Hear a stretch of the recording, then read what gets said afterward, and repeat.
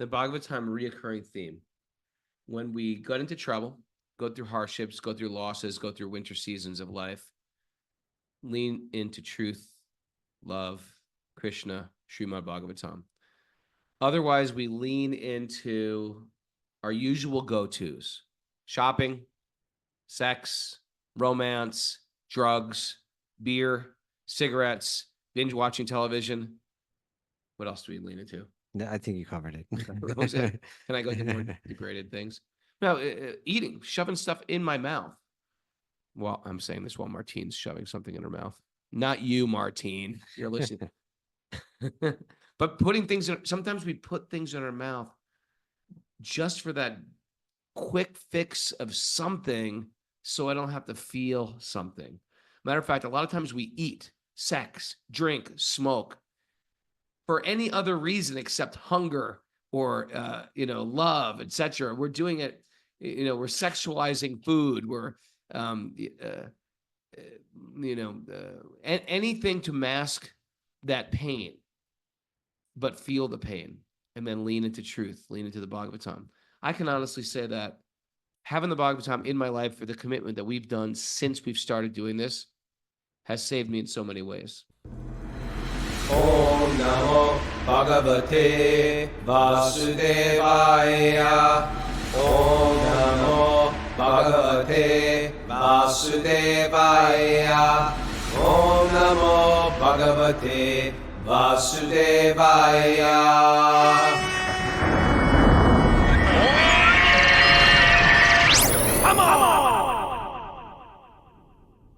Live from Govardhan Hill, this is Wisdom of the Sages, a daily spiritual podcast with your host, Raghunath, and co-host and senior educator at the Bhakti Center in New York City, Kaustubha. Welcome to the show. This is episode 1458. It's November 1st, 2024. Spent the day with Mr. Kaustubha today. Miss Mara's not feeling well. So she had to stay back. We're praying for your quick healing. She's got a little cold. Okay. She's trying to rest up for Govardhan Puja tomorrow. It's a big day. Mm-hmm. And then we're heading for Delhi. But you know what? Me and Kaustubha never hang out alone. We got to hang out alone, and guess what? We like each other. We like each other, but we are Tom and Jerry on and off the microphone. One guy just said that to us when we came in because we were arguing over something. He goes, "Oh, it's not just the podcast. This is real life. We thought you were putting on a Nope. I was like, you carry it. Oh, you like to serve the devotees, I thought. We had a great time. We got to, first of all, I bought my son this beautiful deity. Very beautiful. Me and Kaustubha saw the deity, said, that's the deity. And we were just like, that, yeah, it's a beautiful. And I said, if you want to go that big, then that's the one. Yeah. It was a go big or go home. It's a big, beautiful Mahaprabhu from Damodar. Damodar Das Prasad. Murtiwala. Damodar Prasad, I think it's called. There's bloodlines of deity makers. He's like, my father did this and did that. And a lot of Srila Prabhupada's feet at his samadhi. He did those. I'm going to post the picture of the deity in my next set of Instagram pictures. Mm-hmm. Then I woke up early today too. Okay. What time did you wake up? I was 3:30, I think. Okay, you beat me. Woke up at 4. Thought I beat you.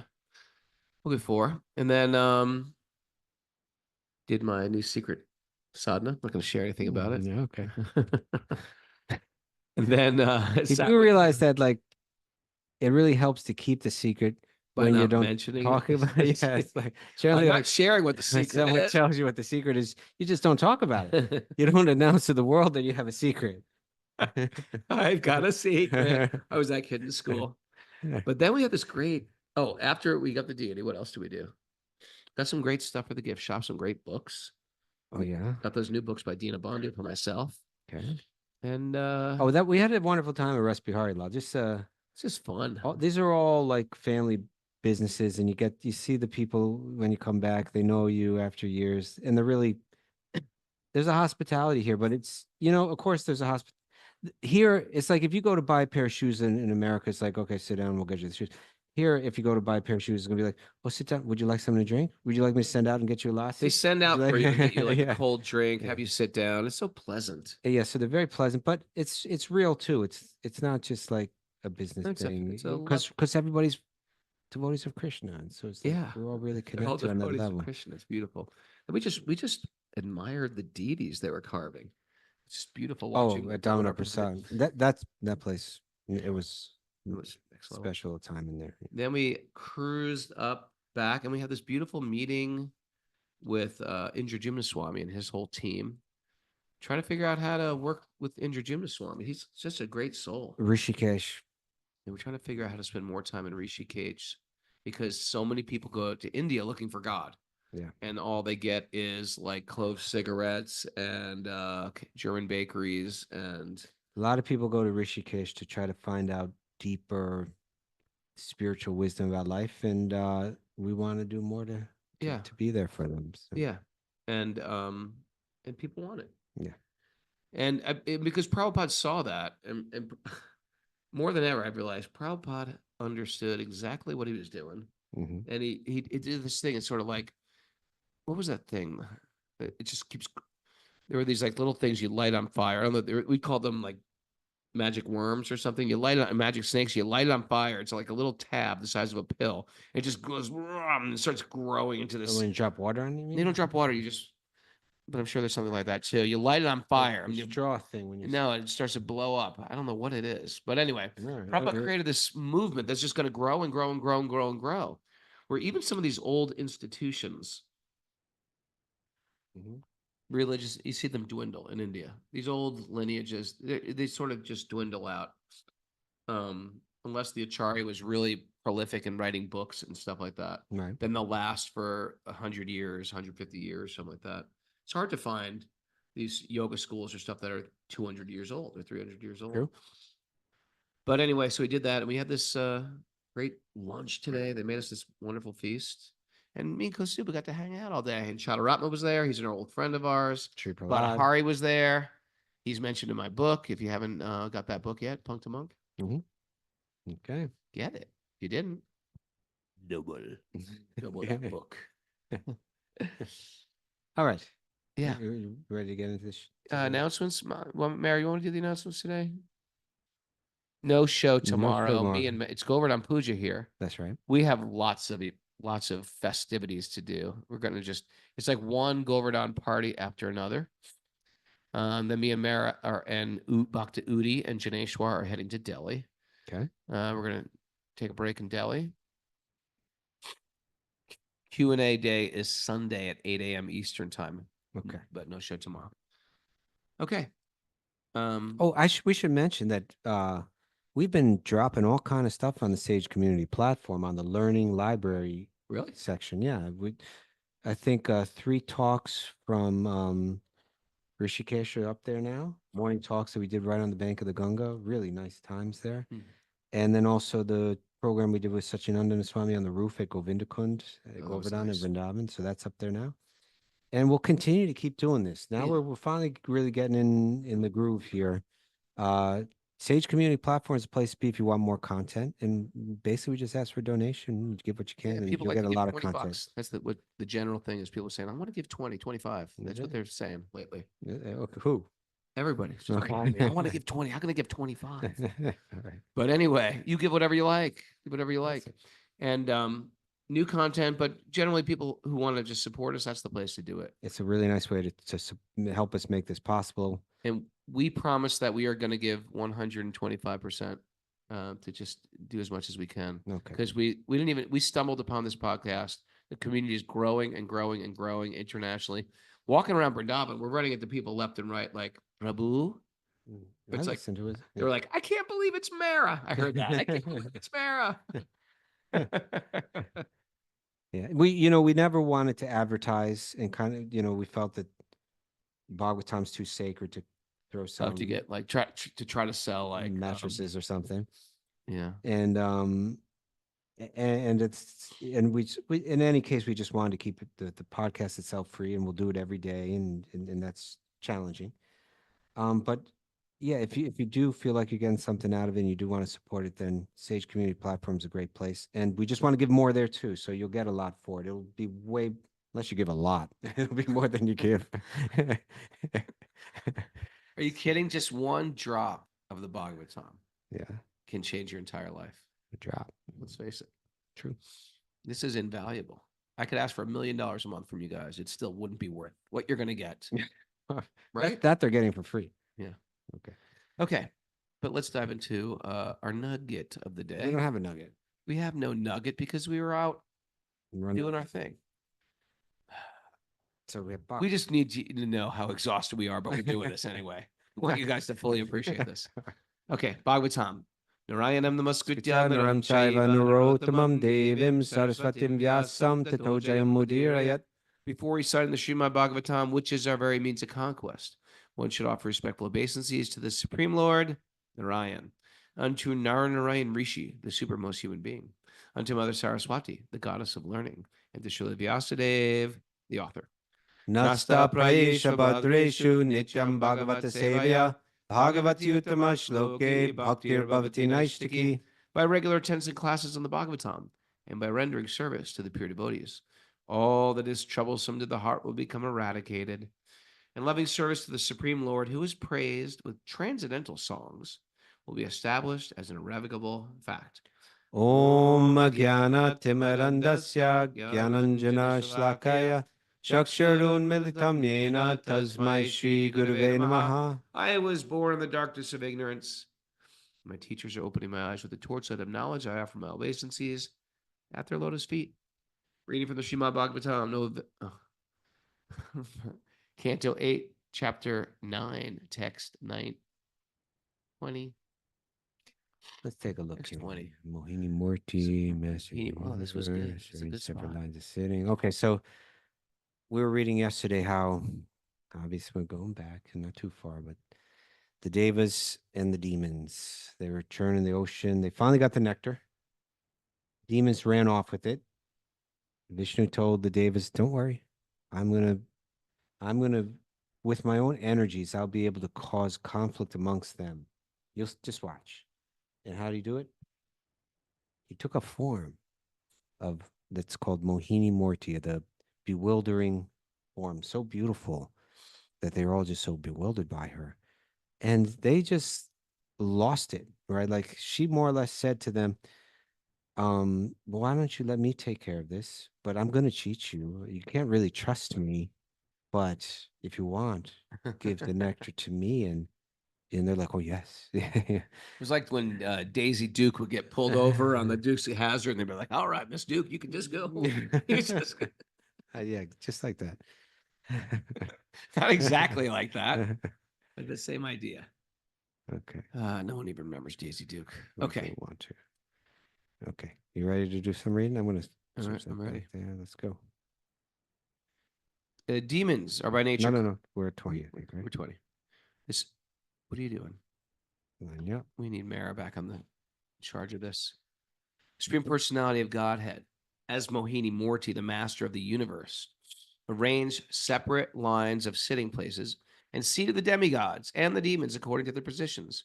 Taking the container of nectar in her hands, she first approached the demons, satisfied them with the sweet words, but cheated them of their share of the nectar.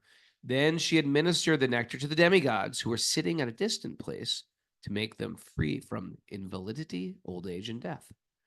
O king, since the demons had promised to accept whatever the woman did, whether just or unjust, now to keep this promise, to show their equilibrium, and to save themselves from fighting with a woman, they remained silent. The demons had developed affection for Mohini-murti and a kind of faith in her, and they were afraid of disturbing their relationship. Therefore, they showed respect and honor to her, words, and did not say anything that might disturb their friendship with her. Men are so sad. Okay, so the Prabhupada writes, the demons were so captivated by the tricks and friendly words of Mohini-murti that although the demigods were served first, the demons were pacified merely by sweet words.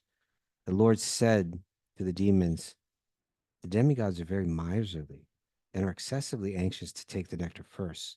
So let them have it first. Since you're not like them, you can wait a little longer. You are all heroes and are so pleased with me. It is better for you to wait until after the demigods drink.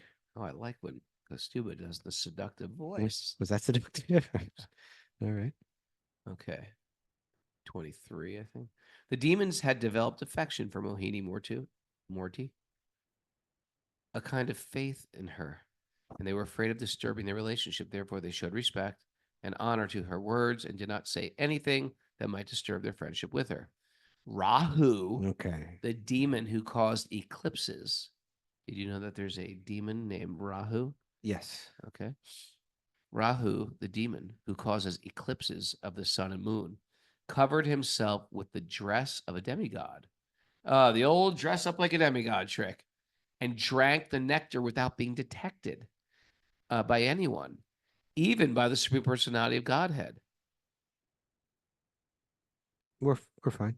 The moon and the sun, however, because of permanent animosity towards Rahu, understood the situation. Thus, Rahu was detected. So it would be interesting at this point. Well, why don't you read the next verse because it'll play into it more. The Supreme Personality of Godhead, Hari, using his disc, which was sharp like a razor, at once cut off Rahu's head. So even though there's a very beautiful woman there, it still is Lord Vishnu. And she manifested a disc, and like he's drinking the nectar and he's cut off the head right before it got to the body. Rahu's head, however, having been touched by the nectar, became immortal. Thus, Lord Brahma accepted Rahu's head as one of the planets. Since Rahu is an eternal enemy of the moon and the sun, he always tries to attack them on the nights of the full moon and on the dark moon. You know, this is one of those things that when I was getting into Krishna consciousness, people would use. You know, back then, everybody in our scene knew a little bit about Krishna. You know what I mean? Because we all hung out there. We went to eat there. But some of us were just there for the eating. I thought I was personally. But next thing you know, I'm a devotee. But some people would be like, yeah, this is pretty interesting. And they'd be like, yeah, they think there's an invisible planet called Rahu. You believe in that? You think you're going to believe that crazy thing? Here's one of the things that they sort of like a faith breaker. Mm-hmm. What do you think? What do I think about what? Hey, yeah, there's an invisible planet called Rahu. Well, Well, now I know what you think, but what did you think back then? I don't remember anyone asking me that. You don't question. remember people. How did they challenge your faith back then? They believe that the absolute truth's a tiny cowherd boy. Is that crazy? Yeah, You're going to believe that? things like that, I suppose. Yeah. Not with the invisible planet. That never got you. I don't remember that, but Okay. I was thinking that it would be interesting. He lifted Govardhan Hill. Come on. You going to believe that? Well, those kind of things.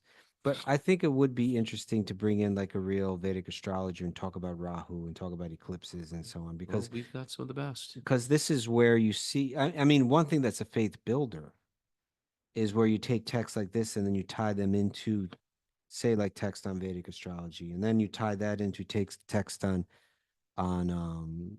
Ayurveda, and then you tie that into text on a ritual or text on architecture and so on, and you see how they all tie together so Yeah. neatly. They say, and this is something that I don't fully understand, but they say that all these Vedic sciences, in one sense, when you know astrology, you see how they play into everything. It plays into music. It plays into, like, it's all tied together. When you can understand how so much of how the universe is working is written right there in the sky with the planets. Now, we grew up with a really kind of what I would call well, I don't know if we'd say bastardized or simplistic or silly or whatever, but like the kind of to us, astrology was something that you found in the comics section of the newspaper. It's sort of hocus pocus. That just told you a little bit like, hey, try not to get angry today. It wasn't like this kind of serious science that it is. No. What I'm waiting for, you and I have had enough experience over 37 years or something like that to take Vedic astrology seriously. Yeah. And it's just like with the spiritual teachings. If you just approach it on the surface level and run into one bump and then just like denounce it as being silly, you haven't actually really engaged with it. You haven't really you in a sense, you maybe have just like kind of defeated some straw man or something. You haven't really gotten into it. But there's once you kind of spend enough time with it, it becomes clear that there's something real here. There's something very real. Yeah. And what I would like to see This is I put this out to the world right now. I should suggest this to the Bhaktivedanta Institute, I think. Yeah. You need people, you need Scientific scientists brains. and statisticians or people that get into Okay. statistics, right? That you get like say maybe 10 excellent Vedic astrologers. Because they come, there's some people that really know what they're talking about and some people that don't. Some people, the more time you spend with it, the more you understand Sure. it. But then again, you could be spending, there's some people who spend lifetimes doing it. So Okay. therefore they're even sharper. There you go. So then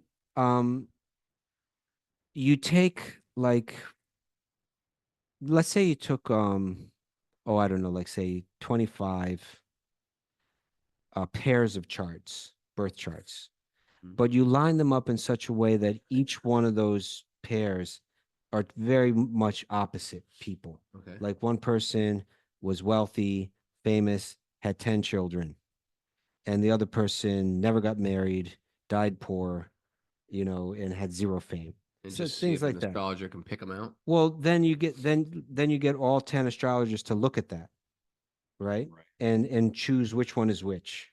Right. And you do that, say you do that with 20 pairs of charts or something like that. So if Vedic astrology has like no validity, then it should go about 50-50. First of all, you should get totally inconsistent answers from, well, no, not necessarily. They may follow their system, but it may have no validity. So if it has no validity, then they should be roughly 50-50, right 50% of the time, wrong 50% of the time. Yeah. But what if we find out that they were right 75% of the time? Or what if we find out that they're right 95% of the time? Then how can you explain that? How can What's you it gonna explain that take away? for you to believe that this is a science? That again, never went to college, never studied this kind of, but I'm assuming that those are the kind of numbers that statisticians take seriously. That okay, whatever they're studying is valid. Like if you're trying to prove something through statistics, those kind of numbers would grant the statistician say this is real. Mm. But if you can do that consistently, just if you could show that Vedic astrology was real like that, then you kind of throw everything for a spin. Right. That means that written in the stars, Right. it is like so much about who we are and what They'll never accept it, even if you know what I mean. But that would be, in my mind, that would be tough to deny. Although I think times are changing. Yeah. I think people are just shifting everything. Maybe. So any case, Rahu is like kind of. We're gonna call that a squirrel, Kaustubha. Thank you. No, it's not a squirrel because it's right on here, right on the I know, point. but it just kept going. And it came right on back. It was like a squirrel boomerang. So any case, Rahu, Rahu is one of the planets that you go through in a certain period in your life. Yep. People, it can be challenging in this way. It can be advantageous in that way. And any case, I would be interested here in astrologers' take on what we're reading right now, Vedic astrology. You know what? Maybe we should just bring him Rowdy Case for like 15 minutes, Too bad he's not with us this morning. We just pull him right Yeah. now. Yeah. Good call. Okay. Text 27, the Supreme Personality of Godhead is the best friend and well-wisher of the three worlds. Thus, when the demigods had almost finished drinking the nectar, the Lord, in the presence of the demons, disclosed his original form. Uh-oh. That was Lord Vishnu. Whoopsie. We got cheated. The place, the time, the cause. This is the last verse of the chapter, and this is a very important verse. No, it's not. Is it not? 29. Okay, second to last. The place, the time, the cause, the purpose, and the activity, and the ambition were all the same for both the demigods and the demons. But the demigods achieved one result and the demons another. Place, the time, the cause, the purpose, the activity, and the ambition. Because the demigods are always under the shelter of the dust of the Lord's lotus feet, they could very easily drink the nectar and get its result. The demons, however, not having sought shelter at the lotus feet of the Lord, were unable to achieve the results they desired. Okay. This is the moral of the story, I suppose, right? That in life, even if we're doing the same kind of thing, our purpose behind it, the reason that we do it, is so significant. Whether the question is, in one sense, everything comes down to this fundamental question: do I operate in this world in a mentality separated, or you could say dislocated, right? Or what's a word for, like Amputated. Amputated. Oh, good. Yeah. Amputated I got a lot. from your connection with God. Or do you want to work connected? Do you want to work in harmony? Do you want, Disconnected, infected. yeah. Okay. So do you want to work in harmony with God's will? Do you want, and in a sense, that means in harmony with nature, in harmony with, this universal message of selflessness and ultimately divine love? Or do you want to kind of cut that connection and with a sense of independence, like what we would call a false sense of independence? Eileen Shovelin said her heart helped her. Her chart helped her so well. Let's unmute her. That's great. Hey, Eileen, we're unmuting you. Sometimes you get unmuted. If you want to write a message, sometimes I might just. Hi, Eileen. Where are Hi, you? both. Good. Thank you, Prabhu. Where are you? I'm in Philadelphia. Tell us about your chart. You got your chart read by Ooh. who? My chart is read by Drew Lawrence. Oh, by Drew Lawrence. He's very good. Yeah. What do you say? What do you say? Or you don't have to tell. Might be Okay. private. Yeah. No, that's okay. I'm more than happy to share. The healing for me, I had my Rahu period was from the time I had my son at age 21 up until age 40. So I had a really long Rahu period, which was almost dead on to certain dates of specific things that happened in my life.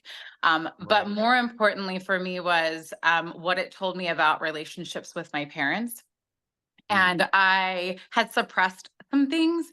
And I had a sister who left her body when I was quite young. And so Wow. it kind of left my siblings and myself kind of not raising ourselves, but raising ourselves for a little bit and what the impact that had. And he was able to look at my chart and tell me all these things. And I was Wow. able to then sit down with my mom. Could he tell And that you had a sister that left her body? no, he didn't see that part. He told me a lot about my other two siblings, but he was very, very specific on my relationship with my parents and how I was parented. And so I was able, and it was over a 3-day period. It was probably one of the most magical times of my life, where because my chart said, "Hey, there was something here," because I kind of had brushed it under the rug. And when Yeah. I talked about it with my mom, not only was I able, she was like, "I really feel bad about that time with you. We've never actually talked about it." But not only Wow. that, but in that same conversation, I kind of came out about being Krishna conscious. So it was just like this amazing, like, That's because your- our relationship had a little barrier. And Sure. because I had that conversation with Drew, and he really helped me open my heart to say, this is part of my karma. This is part of the path that I had to walk. It let that barrier down. And then, I was able to tell her about my love of Krishna. She's very Catholic. And she had wide open arms to me and just was so happy Wow. that I had a relationship with God. And I really attribute understanding understanding my karma, understanding that these were all things that were ordained by Krishna. These were things that I had to learn from to get to where I'm at now. And that just opened my heart to healing with her. Oh, Prabhu. Thank you, Astrology. And thank you for sharing that. Thank you. All right. We're muting you again. Goodbye. Yeah, gives you insight to things that are just behind some veil sometimes. Okay. Would you like to turn this into a Teresa Caputo episode now? Maybe. So, I'm just saying that because I was like, okay, now after the 4 chapters on this, we're reading about the moral of the entire story. You're like, oh, people's charts. Let's go right into the astrology. No, well, I'll throw this out at you, Ragnar. Okay, here it goes. When I had a moment in my life where I had been a monk for about 13 years, and I spoke to my guru about changing the service that I had been doing that entire time. Okay. Right. And he granted his encouragement to change, which was a major, which is just basically like end of a chapter and the beginning of a new chapter in Was that life, Was which that at the end of a sub period or a period in your astrology? why don't you let me let it unfold okay. here? Yeah, see, stories don't work well when someone comes and tries to reveal the end. Okay, go. Yeah, if my life has about 5 chapters in it, this was 1 chapter. Yeah. And the day that that page on the chapter flipped was the day my Rahu period ended. You know what? On the day. Mine too. All Mine sub too. periods, and you can look. I started Rahu when I joined the ashram. Uh-huh. On the day? Pretty. I can't remember. Okay. It was the day, but it Yeah. was like super close. All the major period switches were major life shifts, and I didn't realize until I went back and looked at my chart. I was like, "Wow, that's when I got married. Oh, wow, that's when a kid was born. Oh, wow, that's when this happened. That's when I left the ashram." All major periods or sub periods. Yeah, and you know, I know that people are susceptible to like kind of like, you know, reading it that way, you know, like, you know what I'm saying? Yeah. Like you say, yeah, that was just like 2 months before I did that, you know, that was, you know, but this was on the day. So it was like I think Rahu was like a 14-year period or something like that. Yeah, something long. And so it landed right on that exact day. So that was interesting. Yeah. And mine started when I moved into the temple, my Rahu period. Yeah, mine probably did right about that time too. The beginning, I don't know, but the day it ended was the last day. So pretty much my brahmachari years was my Rahu period, and then I went into Jupiter. All right, continuing on. But no, why don't we actually talk about this Let's talk about moral of the astrology. entire Yeah. story? We didn't read the last verse. Well, why don't we stick with the one that we're on because it has an interesting Oh, I comment thought you to wanted to it. tell more of the whole story. Okay, so you're not going to finish the story, but you want to talk about this? Fine. Why don't you go ahead and do whatever you want to do? Text 29. In human society, there are various activities performed for the protection of one's wealth and life by one's words, one's mind, and one's actions, but they are all performed for one's personal or extended sense gratification with reference to the body. Good point. All these activities are baffled because of being separate from devotional service. But when the same activities are performed for the satisfaction of the Lord, the beneficial results are distributed to everyone, just as water poured on the root of a tree is distributed throughout the entire tree. This is taking us out of the body. Okay. Did you want to dive into a purport? I think we should. Why don't you go ahead and dive into 29 then, since we've read that. 29 But let's just speak about it for a second. So again, both verses are pointing out the idea that it's 2 people can be doing the same activities. Everybody's working in this world. People are doing different jobs. People are raising their families. People have an occupation to make money to support the family and to try to achieve the goals that they want. The goals are largely the same, right? I need a home. I need to support my family. I need certain comforts, et cetera, et cetera. Yeah. And as we go about our life, there's different mentalities in which we can do it. The most common way is that people are going to think of like, well, there's me. They may extend that to my family. They may extend it to their nation, but I'm trying to get the best for me in mind, right? I'm trying to Yeah. carve out a place of comfort and happiness for me in mind. And I'm not considering, well, let's say another person is considering it different. Another way of thinking is that behind everything, behind all the movements of this universe, there's a root. Mm. That root is connected to everything and everyone in this universe. And recognizing that my connection to that root is what, in one sense, it's the knowledge that helps me understand how to live in a way that's healthy. Right. And we speak about this, you know, especially a lot lately, but this idea that pouring water on a leaf isn't going to help the leaf. No. And even if it did, it would only help that leaf, but it doesn't do that either. Pouring water on the ground around the tree seems like to some people, why aren't you pouring it on the leaf? Right. You- The you- leaves are the ones that are dry. Yeah, but no, because when you feed that root, that leaf benefits and every leaf benefits. So it's a recognition of how everything's tied together, and it's a recognition of what's behind everything. these texts and this entire story is illustrating that the Devas, despite all their faults, despite all their weaknesses, despite the challenges that they had in their faith, they kept their faith. And in the end, they got that nectar of immortality. That's why we're trying to keep the main thing on the show. Is Mhm. the main thing is the Bhagavatam, and that's the roots of all the suffering, your personal suffering, your family suffering, the consciousness of the country, the consciousness of between nations, keeping the main thing. And when you get that, you realize even if everything isn't perfect, it's auspicious. It might not work out exactly how you plan, but it'll be still auspicious. It'll have an auspicious result. Right. My life is destined to go through its ups and downs. I'm destined to experience pleasures and pains. Hmm. But if my goal is to stay connected, and this is what Krishna is saying again and again in the Bhagavad Gita, what is like nitya yukta, like stay always connected, satatam yuktanam, stay connected to me. Realize that you're a leaf on that tree, stay connected to it. And when it comes to who we offer our life to, who we offer our actions to, we offer to that root of all existence, and everyone benefits. We benefit and everyone else benefits.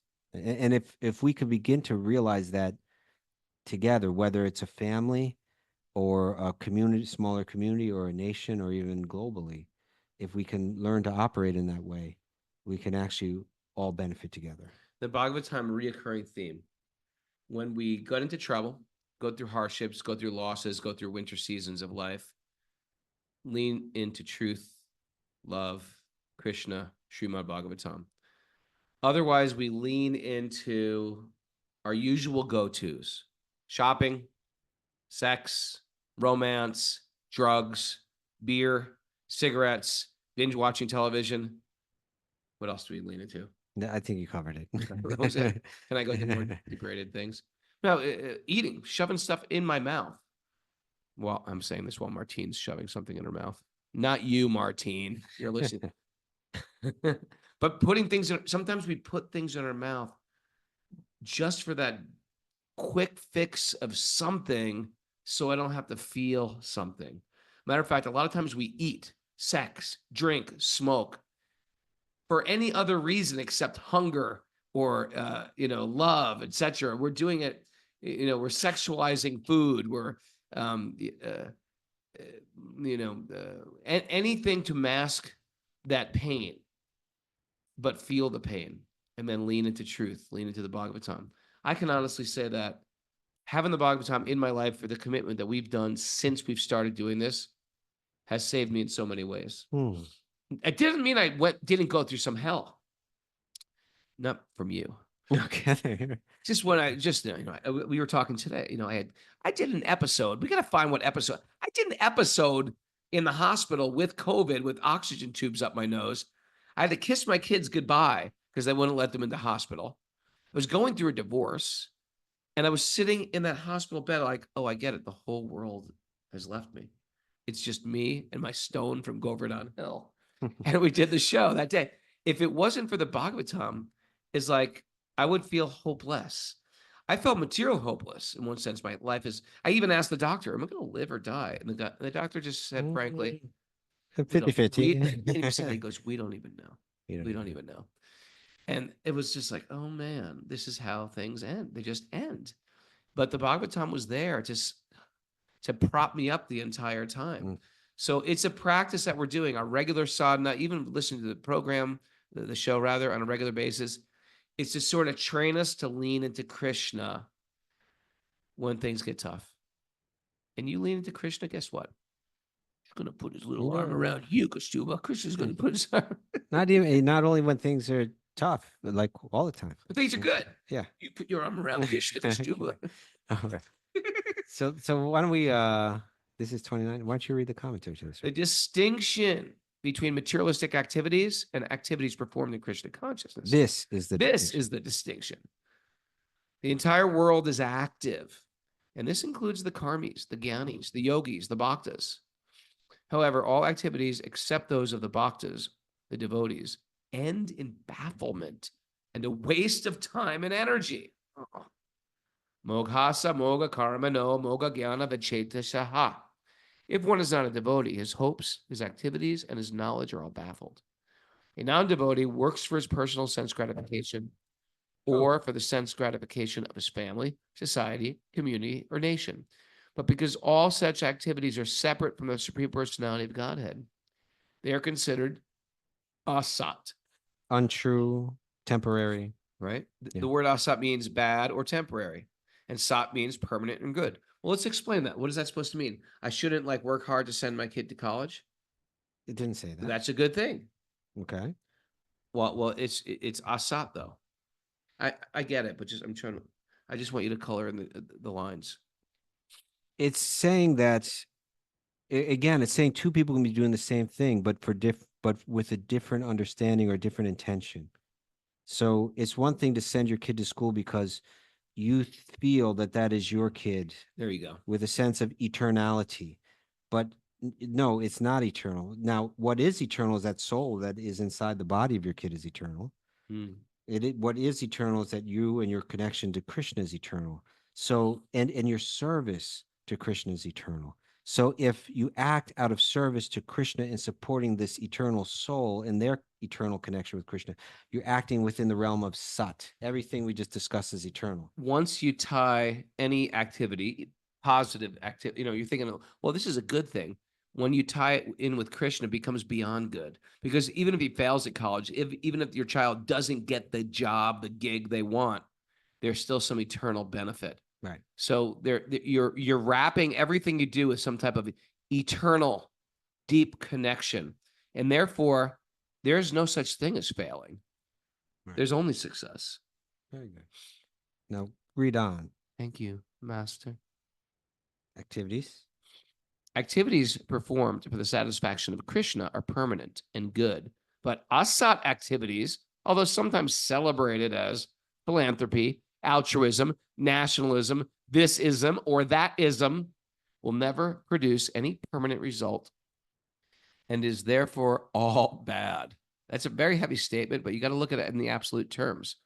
Prabhupada says ultimately they're just temporary and things change, shift radically. Even a little work done in Krishna consciousness is a permanent asset and is all good because it is done for Krishna, the all good Supreme Personality of Godhead, who is everyone's friend. The Supreme Personality of Godhead is the only enjoyer and proprietor of everything. Therefore, any activity performed for the Supreme Lord is permanent. As a result of such activities, the performer is immediately recognized. Such a devotee, because of full knowledge of the Supreme Personality of Godhead, is immediately transcendental, although he may superficially appear to be engaged in materialistic activities. The only distinction between materialistic activities and spiritual activity is that the material activity is performed only to satisfy one's senses, whereas spiritual activity is meant to satisfy the transcendental senses of the Supreme Personality of Godhead. There's the roots. By spiritual activity, everyone factually benefits, whereas by materialistic activities, no one benefits, and instead one becomes entangled in the laws of karma. So they benefit in a very temporary way. It's to really understand this, you have to try.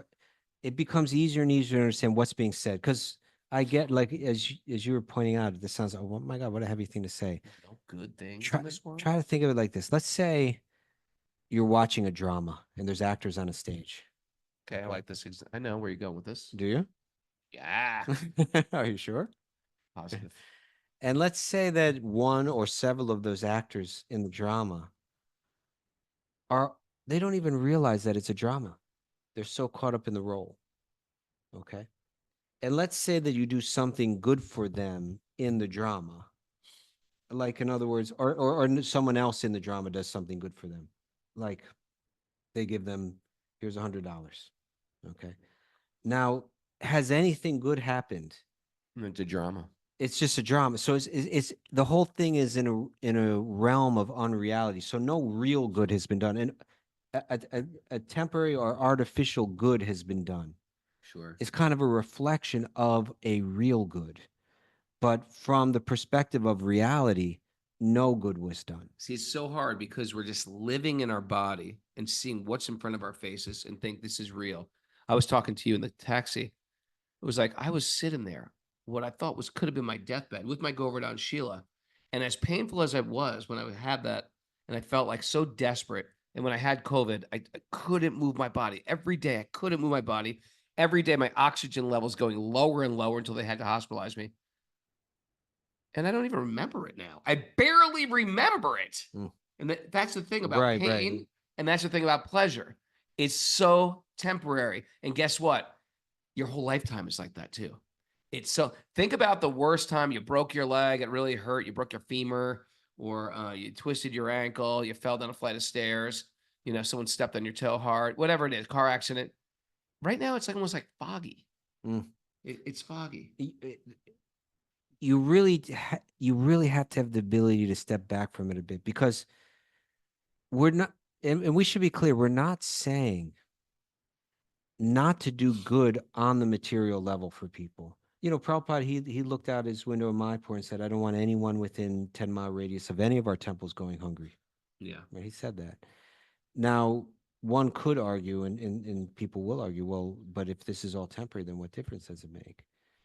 But what he said, but the instructions that he gave, the way that he engaged his students was to say, respond to it with compassion, but do it within the context of eternality. So feeding someone is karmically good.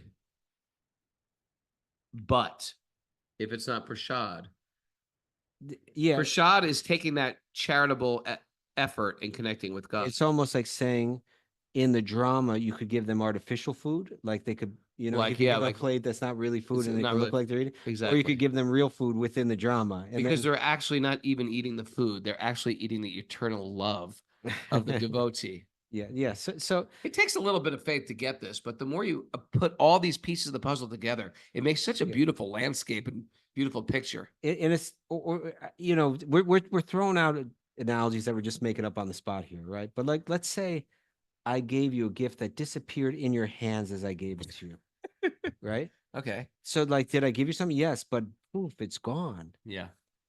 So the yogis or the Bhagavatam, you know, is saying that you haven't really done good to someone until you've done good to them on the platform of eternality, right? Then you've done real good, you know, good within reality. Otherwise, we're fighting to do good for ourselves within the context of different isms. Like, let's take nationalism. Yep. You know, you take people, we're from this country and we believe that we're better and we deserve, you know, America first, or whatever, you know, want to call it. It's like, well, yeah, us first. Why? Well, because it's us, you know. It's us. So that is that kind of limited temporary thinking that we could try to do good on that level, do good on the level of nationalism. And essentially that is what we do in this world. But all of that disappears and we end up just, you know, like struggling against each other. Mm. Can we do good? Not merely, maybe we should put it that way, right? Like, not merely on the temporary level, but can we do good on the eternal level?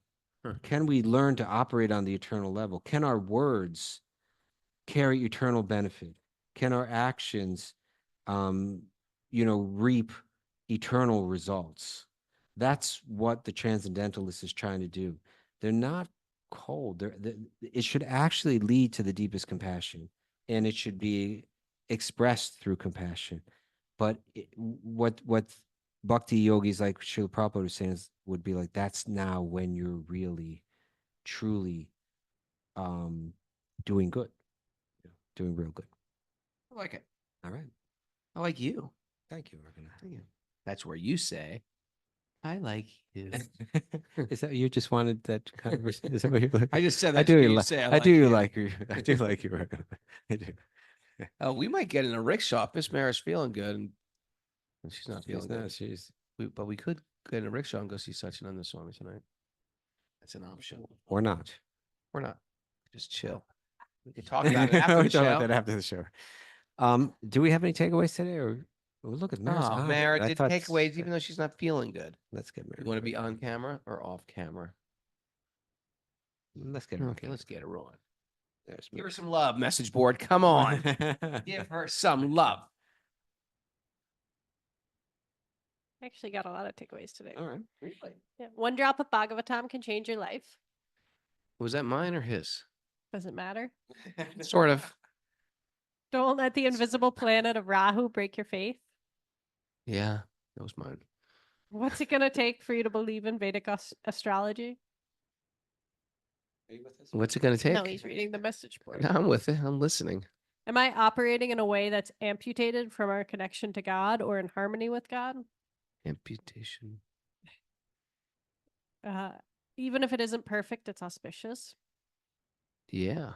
Lean into truth and love and Bhagavatam during the winter seasons of life. Let that winter seasons of life. Service to Krishna has eternal benefit. Mm. Pain and pleasure are temporary and hardly even memorable. They're not. Respond with compassion and in the context of eternality. You know, people might argue. I was thinking about this. People say, no. I went in a traumatic car accident. And now when I get in the front seat of a car, I freak out. Yeah, we do get triggers, and it's hard to remember what happened per se. But that's sort of what, like, being born into a phobia. You know, people are scared of fires. People are scared of heights. These are all carried around in some subtle forms anyway. Though that will stay. That's part of the karma also. For a while. For a while. Okay. And keep the main thing the main thing. You get the nectar of immortality. You want the honey pot? You got to churn.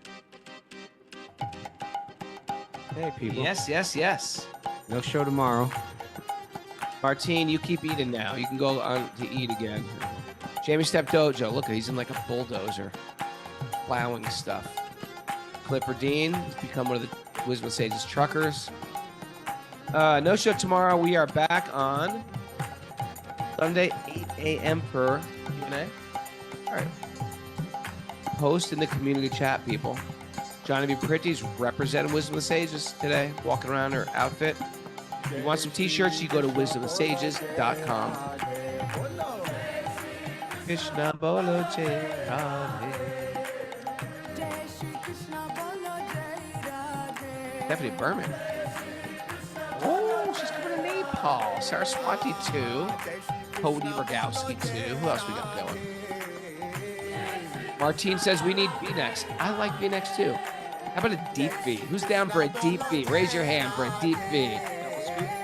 Double scoop. Scoop it low.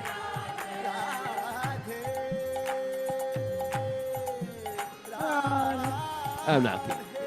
I gotta chill out. Okay, everybody, we're gonna go. Dominica, good to see you. Bradley, steady. Ganesha's here. Ganesha and the baby. Oh, Vanessa and the baby are here. Tronic Rishi Trucker. Great for you. Tronic Rishi Trucker. I want you to know that. At Rada Kunt. That is all, my friends. Beautiful day, beautiful day. Let the magic continue to flow.